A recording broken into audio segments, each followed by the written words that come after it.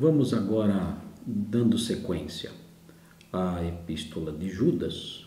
Nós já estudamos, já vimos os aspectos introdutórios e agora nós vamos falar sobre os versículos 1 e 2, que conforme nós vimos na aula anterior, são os versículos que compõem a saudação dessa carta. O texto diz assim: Judas, servo de Jesus Cristo e irmão de Tiago, aos chamados, amados em Deus Pai e guardados em Jesus Cristo, a misericórdia, a paz e o amor vos sejam multiplicados. Vamos estudar então esses dois versículos, o que eles querem nos ensinar, o que Judas pode nos ensinar através dessas poucas linhas que nós lemos agora há pouco.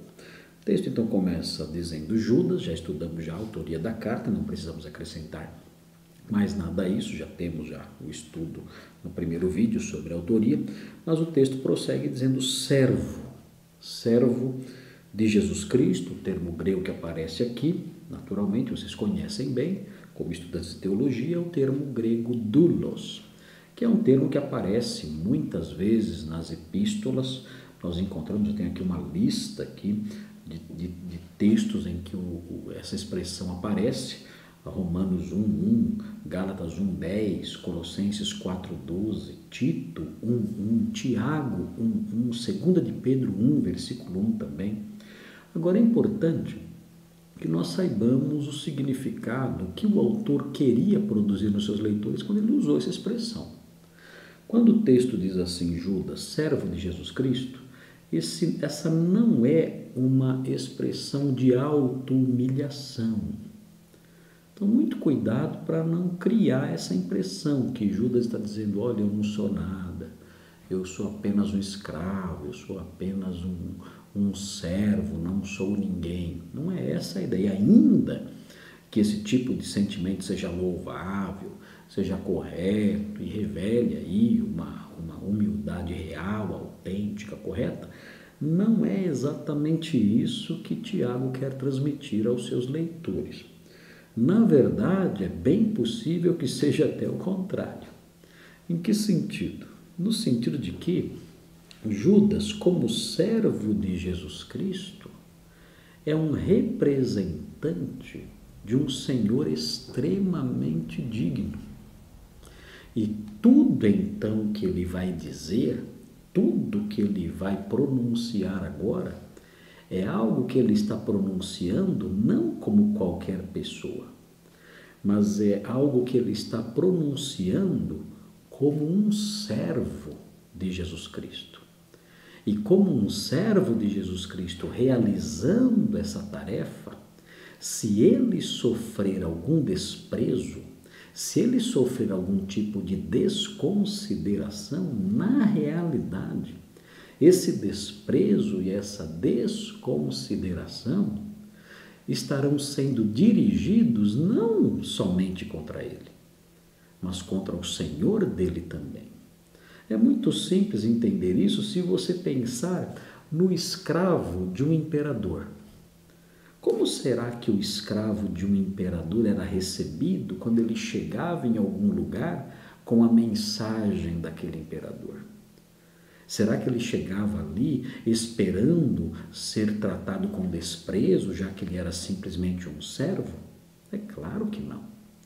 Na realidade, quando chegava o servo de um imperador, ou de um rei, do imperador, ou de um rei, ou de um governador, chegava esse servo com uma mensagem, com uma ordem, com uma orientação, com uma diretriz, evidentemente o fato dele ser um servo do imperador, ou de um governador, ou de um rei, isso dava a ele um status totalmente diferente de uma pessoa qualquer. Então, quando Judas diz, eu sou o servo de Jesus Cristo, ele não está dizendo, eu não sou nada, eu não sou ninguém. Não. É o contrário disso. Ele está trazendo à mente de seus leitores que o que ele vai apresentar aos seus leitores, ele vai apresentar como um representante do Rei dos Reis. Então, ele espera que os seus leitores o escutem não por causa da dignidade que há nele, mas por causa da dignidade daquele que ele representa, daquele que é o Senhor dele, que o enviou para realizar essa tarefa de admoestação, essa tarefa de correção. Então, esse é o sentido da expressão doulos aqui, o escravo de Jesus Cristo. E na sequência, então, ele diz, servo de Jesus Cristo e irmão de Tiago. Nós já tratamos disso também na nossa primeira aula, quando nós falamos sobre a autoria da carta, como sendo Judas aqui, o irmão de Tiago e irmão de Jesus, os dois irmãos de Jesus. E aí ele começa a descrever, isso é importante, ele começa a descrever os destinatários. Como os destinatários são descritos aqui? São descritos de 3 maneiras. Eu vou seguir a ordem do texto em português, ainda que o texto em grego tenha uma ordem diferente. Eu vou seguir a ordem do texto em português para facilitar aqui o nosso estudo e os irmãos, os alunos poderem acompanhar melhor nas suas Bíblias. O texto diz: Judas, servo de Jesus Cristo, irmão de Tiago, aos chamados. Essa é a primeira palavra que aparece aqui no texto em português. Estou vendo aqui na versão revista e atualizada. E o que significa isso? A expressão chamados aparece em Romanos 1, versículo 1, em Romanos 1, 6 e 7, em Romanos 8, 28, aparece em 1 Coríntios 1, 1, 1 Coríntios 1, 2, 1 Coríntios 1, 24, no Evangelho aparece em Mateus 22, 14, talvez a única aparição da expressão chamados. E essa expressão significa que Deus chama pessoas para um determinado fim. Ou seja, Judas está dizendo aqui que os seus destinatários foram chamados, evidentemente, foram chamados por Deus, isso está implícito aqui, e foram chamados com um determinado propósito, foram chamados com um determinado objetivo. Sempre no Novo Testamento, as passagens que eu mencionei apontam para isso. Sempre que alguém é chamado, é importante observar 2 coisas. Primeiro, a pessoa é chamada e o texto, o autor bíblico deixa claro que a pessoa chamada, o crente, é alguém que atendeu esse chamado. Não é somente alguém que foi chamado, mas alguém que foi chamado e atendeu esse chamado. E mais, é chamado com um propósito. No caso, quando Paulo fala que os crentes são chamados e atenderam esse chamado, Paulo explica que eles são chamados para serem de Jesus Cristo, chamados para serem santos. Fala que eles foram chamados para serem a imagem do seu Filho. Tudo isso o texto paulino aponta. Então, quando Judas fala que eles foram chamados, eles são pessoas que foram chamadas, os crentes foram chamados, eles atenderam a esse chamado que foi feito, houve um chamado específico, as minhas ovelhas ouvem a minha voz, eles ouviram e atenderam a esse chamado de Jesus, e esse chamado tem um determinado objetivo. Só que no texto que está diante de nós, aqui o versículo 1, nós não temos a indicação clara do para o que os crentes aqui foram chamados. O que o autor bíblico tem em mente aqui? Nós sabemos, por outros textos do Testamento, que os crentes foram chamados para serem santos, como eu mencionei, para serem imagem de Jesus, para serem de Jesus. Sabemos disso, mas o que o autor bíblico, aqui Judas especificamente, tem em mente quando ele fala que eles foram chamados? Nós não sabemos, mas é possível que o que vem depois agora tenha uma indicação disso. Talvez Judas esteja pensando o seguinte: os seus destinatários foram chamados para serem amados em Deus Pai. Pode ser que essa expressão que vem a seguir aponte o objetivo do chamado e guardados em Jesus Cristo. Uma outra razão pela qual eles foram chamados. Mas é importante, a princípio, lembrar disso. Vocês que serão pastores, vocês que estarão atuando na sua igreja, vocês que estarão trabalhando no ministério pastoral ou em outros ministérios ali na sua igreja, fazendo esse curso que vocês estão fazendo, é importante que vocês se lembrem dessa definição do crente. O crente é alguém assim. O crente é alguém que foi chamado por Deus de forma especial, atendeu a esse chamado de graça, atendeu esse chamado feito pela graça. Isso por si só já coloca os crentes numa condição diferente das demais pessoas. Eles merecem então o nosso respeito, o esforço nosso como ministros para trabalhar por eles, para ministrar a eles, para protegê-los também, para cuidar deles. Eles não são um grupo qualquer. Eles são os chamados. E é importante isso em Judas. Por quê? Porque Judas, com essa palavrinha, ele está começando a construir uma parede de separação entre os seus destinatários e os falsos mestres. Os falsos mestres, ele não vai descrever desse jeito. Ele não vai descrever os falsos mestres como pessoas chamadas, que foram chamadas para serem amadas em Deus Pai, ou para serem guardadas em Jesus Cristo. Ele começa a sua carta descrevendo com termos extremamente nobres e elevados os seus destinatários, com o objetivo de mostrar que existe uma diferença entre eles e as pessoas que no versículo 4 são descritas como pessoas que se infiltraram, que não pertencem ao grupo de chamados, mas que se infiltraram nesse grupo para praticarem o mal e para corromperem esse grupo. Então Judas está traçando uma divisão. Lentamente ele começa a construir um perfil. E esse perfil então é um perfil que ao longo da carta vai ser contrastado, vai se mostrar estar situado em total contraste com o perfil dos falsos mestres sobre os quais ele vai falar com muito mais detalhes no corpo da epístola. E ele prossegue dizendo que eles são amados em Deus Pai.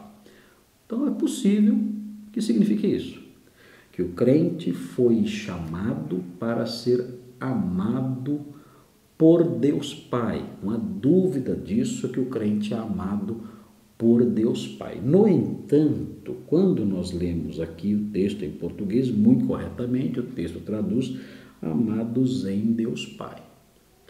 Por que é possível traduzir assim e por que Judas escreveu dessa forma, amados em Deus Pai?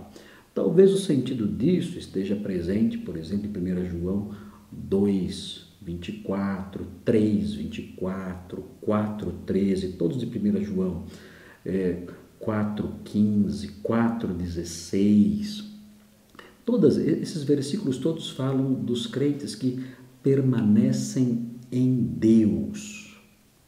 Então é interessante notar isso. O crente não é somente alguém que é amado por Deus, mas ele é alguém que, além de ser amado por Deus, ele também é amado em Deus. Ele está em Deus, sendo amado por Deus. Isso é interessante, porque isso pode criar em nós podemos criar em nossa mente uma figura para que possamos compreender melhor o que Judas quer dizer com essa expressão. Ele está dizendo como que mais ou menos o seguinte: nós somos filhos que são amados pelo Pai, Deus Pai, e estamos em seus braços. Essa seria uma boa figura para expressar, para explicar essa expressão que está aqui. Deus nos ama, mas não é somente isso.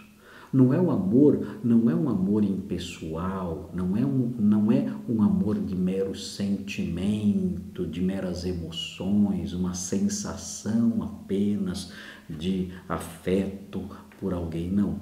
Nós somos amados e estamos nos braços do Senhor, nós somos amados em Deus Pai, ou seja, desfrutamos da sua proteção, do seu afeto, do seu cuidado, do seu amparo. Isso é importante percebermos numa expressão como essa. Nós somos amados em Deus Pai, estamos nele, próximos dele, debaixo da sua influência,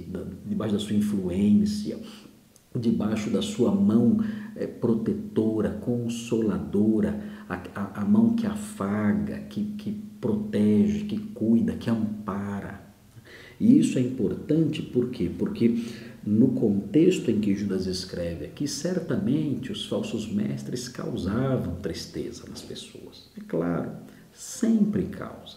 Sempre o povo de Deus se vê abatido quando nota que a sua igreja está sendo atacada por falsos mestres. Há aqueles que se deixam levar por causa da sua falta de maturidade ou talvez por não serem crentes de verdade. Mas o crente verdadeiro, quando vê a sua igreja atacada sutilmente por esses homens que sorrateiramente se infiltram no meio da comunidade, começam ali ter os seus procedimentos vergonhosos, os crentes verdadeiros padecem por causa disso. Então aqui Judas mostra que os crentes de verdade, eles desfrutavam de um amor mesmo estando numa igreja que talvez passasse por esse sofrimento, alguns crentes ali passando por esse sofrimento, eles podiam contar com esse amor próximo de um Deus que estava junto deles.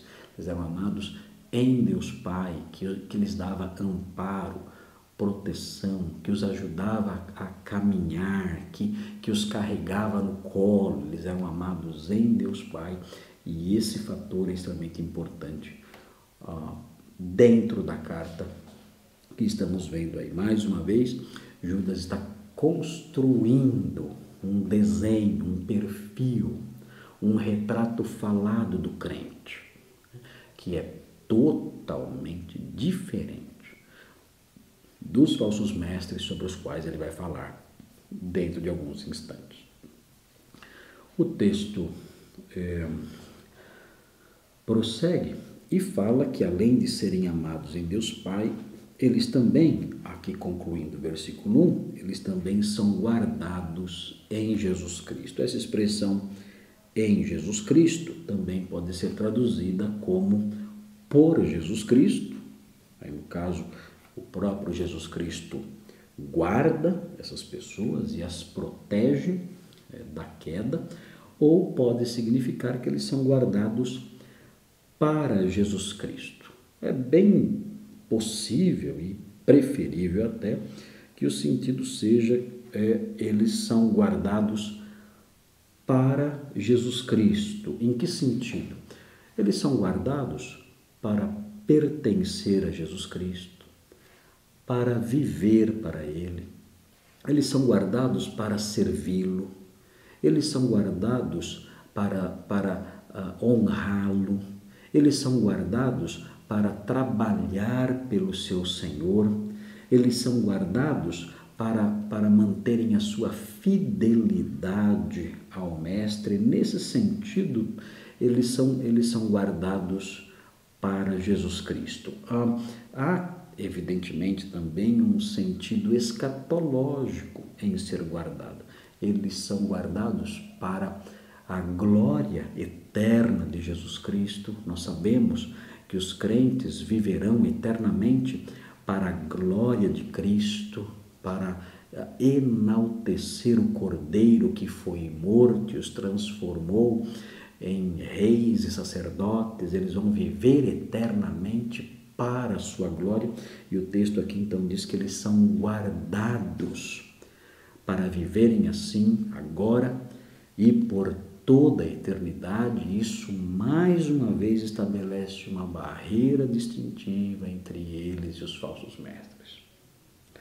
O próprio comportamento dos falsos mestres mostrava que eles não eram pessoas guardadas para Jesus Cristo. Pelo contrário, eram pessoas que estavam vivendo de acordo com as suas sujidades, de acordo com suas próprias paixões, não desfrutavam de nenhuma proteção espiritual, sendo levados por suas ímpias paixões. Já os crentes verdadeiros não. Os crentes verdadeiros são guardados para Jesus Cristo. Essa é a marca, é uma das marcas dos crentes verdadeiros. Eles são protegidos de um estilo de vida que não é um estilo de vida que glorifica ao Pai. E aqui então Judas mostra essa distinção. O que nós vemos então nesse primeiro versículo que aparece aqui é que os falsos mestres não eram crentes. Eles não se encaixam nesse retrato falado. E os destinatários de Judas, estes sim, eram crentes de verdade. E Judas se refere a eles, então, nesses termos, que são termos que só se aplicam aos crentes de verdade. Eles são chamados, eles são amados em Deus Pai, desfrutando aí da sua proteção, cuidado e amparo, e eles são guardados para Jesus Cristo, não se deixando levar pelas corrupções que há no mundo. Esse é o retrato deles, e há aqui então um grande abismo entre eles e aqueles que os estavam perturbando.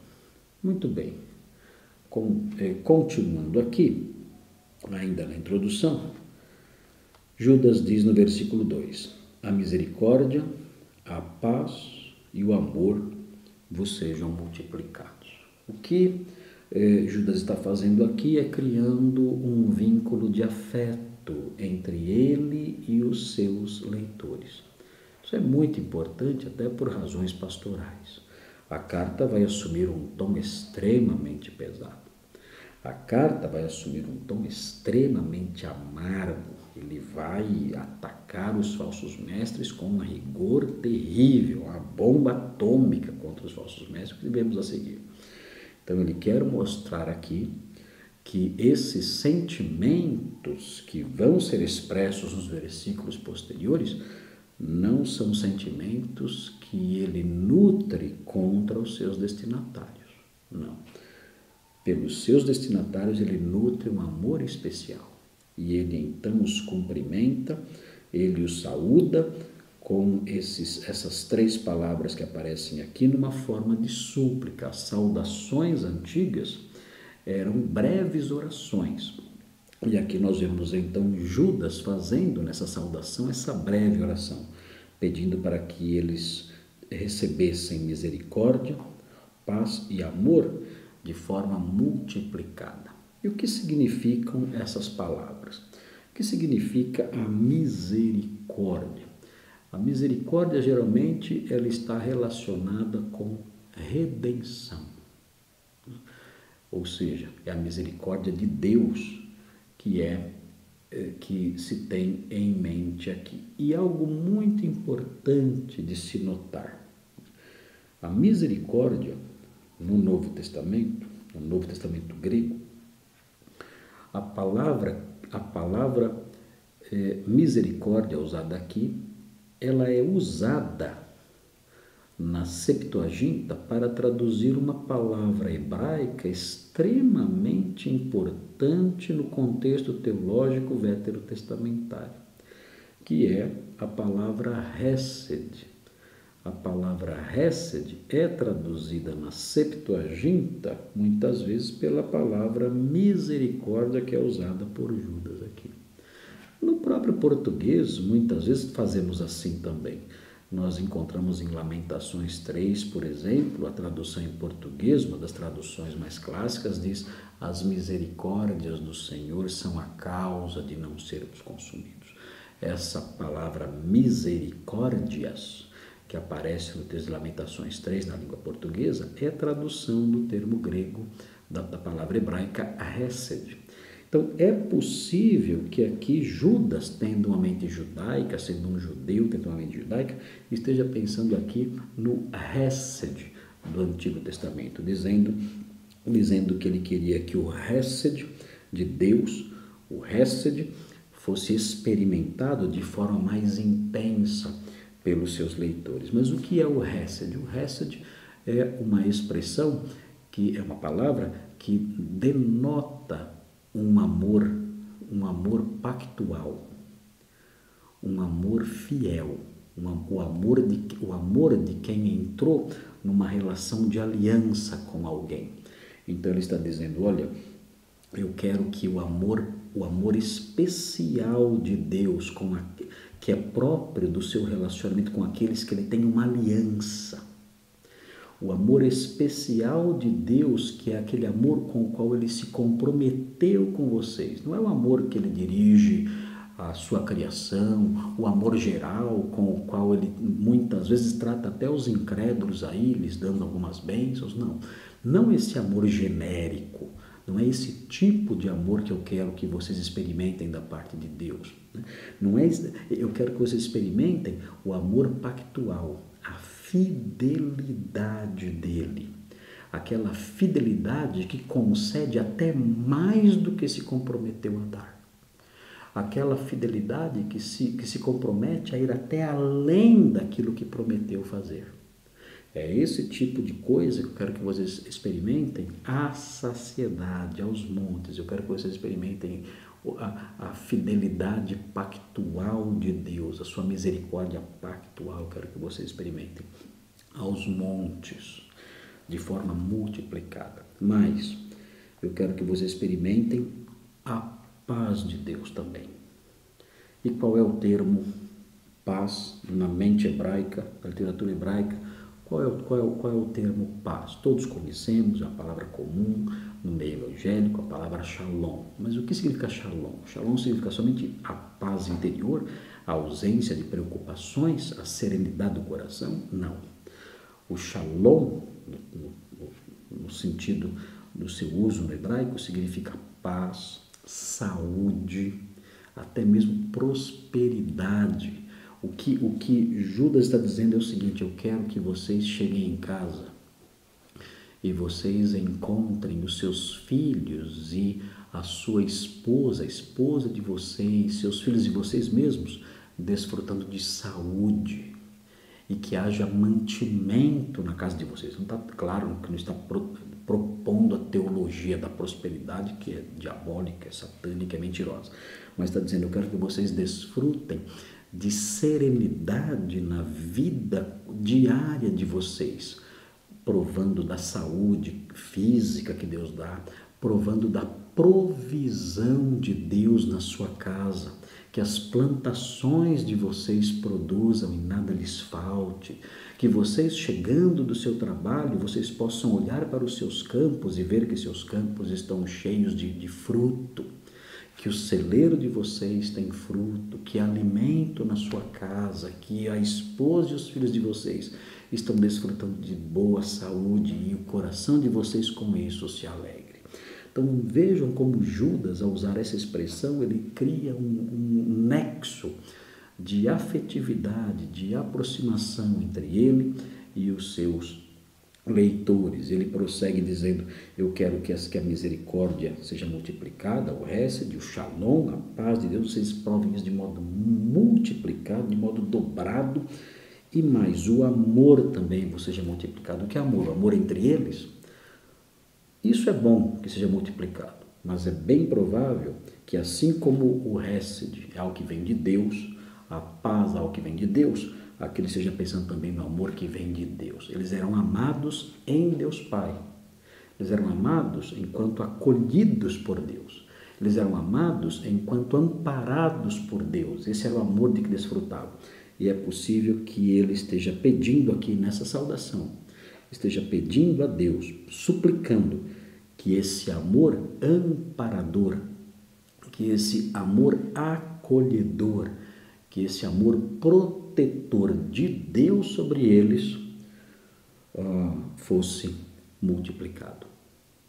E assim, então, com essa pequena súplica presente no versículo 2, Judas, como eu disse, estabelece uma conexão afetiva com seus leitores, dizendo: olha, o meu amor por vocês é imenso, eu quero que vocês experimentem todo o bem procedente do Pai, todo o bem.